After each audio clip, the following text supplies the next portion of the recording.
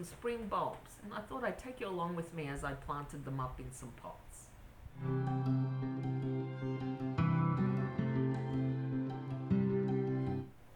Hi, I'm Kathy. If you're new here, welcome. If you're a return visitor, thanks so much for coming back. So let me say right off the bat, I am by no means an expert. In fact, I've never done this before, but I do a lot of reading and I like a challenge. So a few months ago, I bought some bulbs and it's now time for me to plant them up. I'm not going to be planting them in soil, I'm going to be planting them in pots. I live in Melbourne, Australia, and in order for us to get spring bulbs to bloom, we need to buy them usually around March and then plant them up in April or May. In Melbourne, our climate is temperate. I think we are a zone 9A or 9B. Even though we can get real extreme temperatures, we can get as high as 45, 46 degrees Celsius, and we can get to 0, but not often below 0. It's definitely not as cold as it is in the Northern Hemisphere, and we don't get snow. But regardless, we get sufficiently cold weather that we can definitely plant bulbs in the soil as well as in pots. There are apparently quite a few varieties like Nemeas, Alliums, Irises, Rocancorcus. God, I can't pronounce that. There are daffodils, freesias, I think bluebells and tulips. I bought 3 varieties and the ones I'm going to plant today are tulips.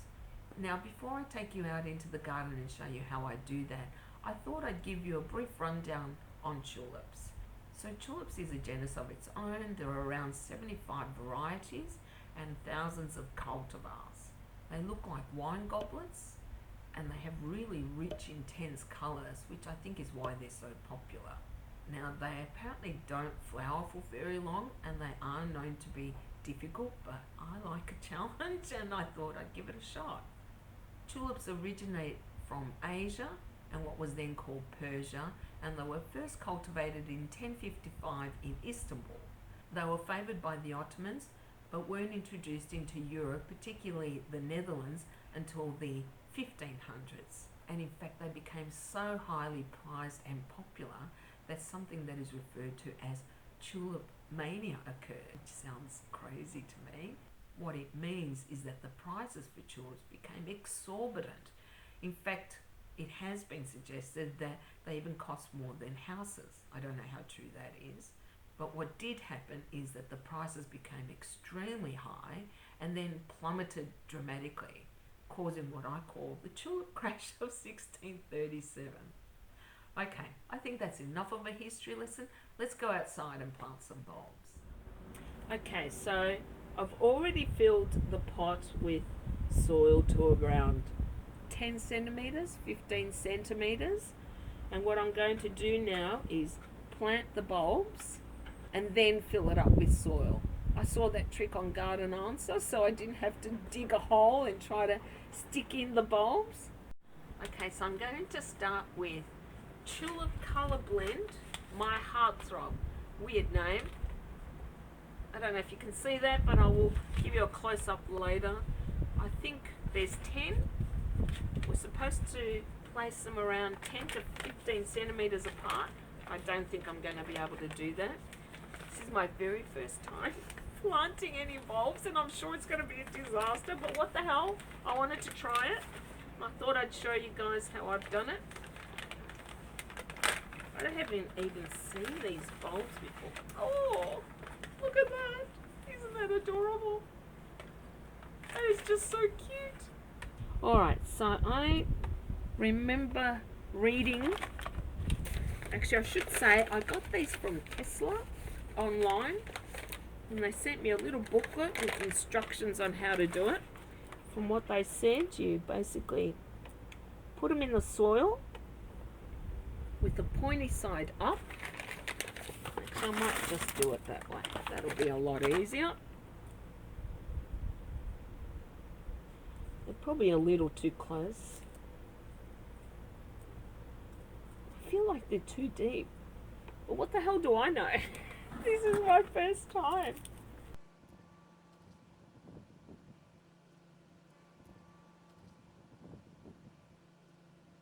If it works out really well, I might end up putting him in the garden. Okay. So they're kind of in. Alright.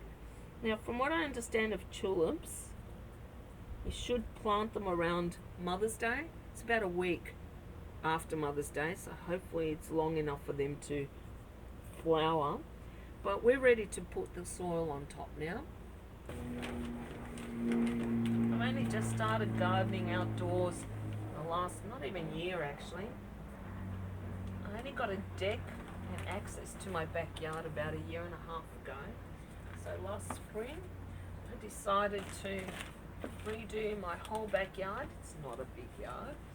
And ended up planting a lot of flowers, new grass. And I thought, I'm really enjoying this, so I wanted to try something new, so that's why I'm doing tulips and other bulbs. This is really slow.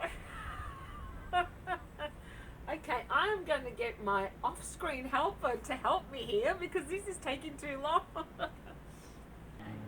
Alright, so I've moved, not me, my carer moved my pot. I've put it in a position on my deck which gets full sun, because that's what you need to do with tulips anyway. Unfortunately, I didn't have enough soil to do my other bulbs, so I'll have to film that another day. Once you've filled the pot with soil, I think that is 15 to 20 centimeters above where we put the bulbs, then you water it in.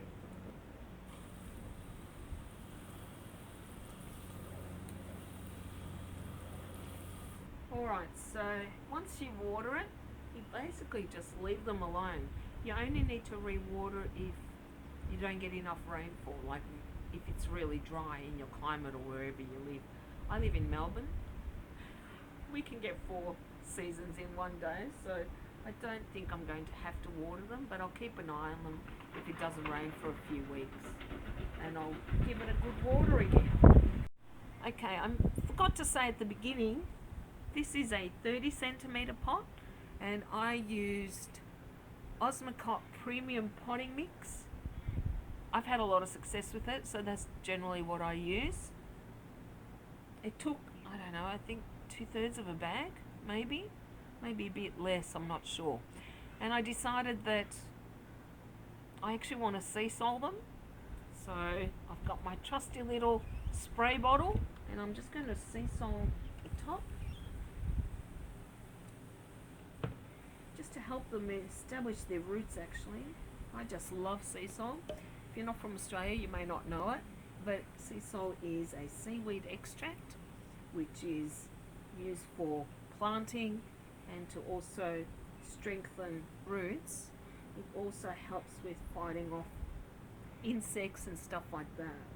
A lot of people swear by it. I do. I use it on my indoor plants as well, and they just love it to death. Okay, so I thought I'd give you a brief recap of what I did. I took a 30 centimeter pot. I filled it up with potting mix up to around 10 to 15 centimeters. I then placed the tulip bulbs with the pointy side facing up. I then filled the pot with more potting mix around 15 to 20 centimeters. I watered it, and then I used sea salt at the end.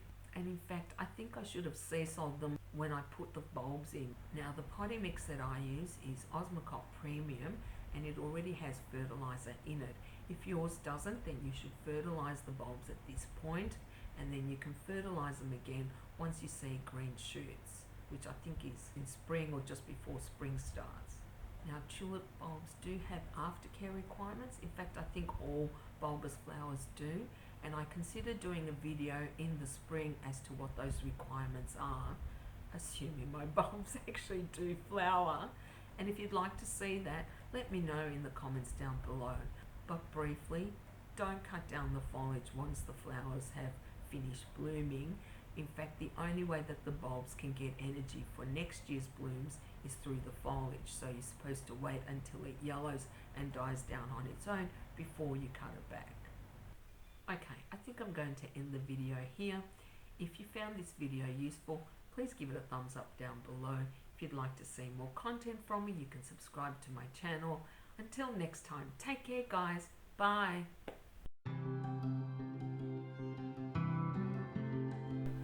I decided to plant them in pots because I wanted to put them.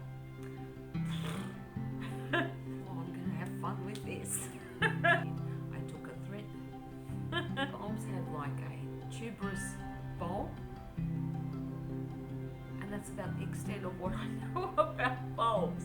Ranunculus, ranunculus,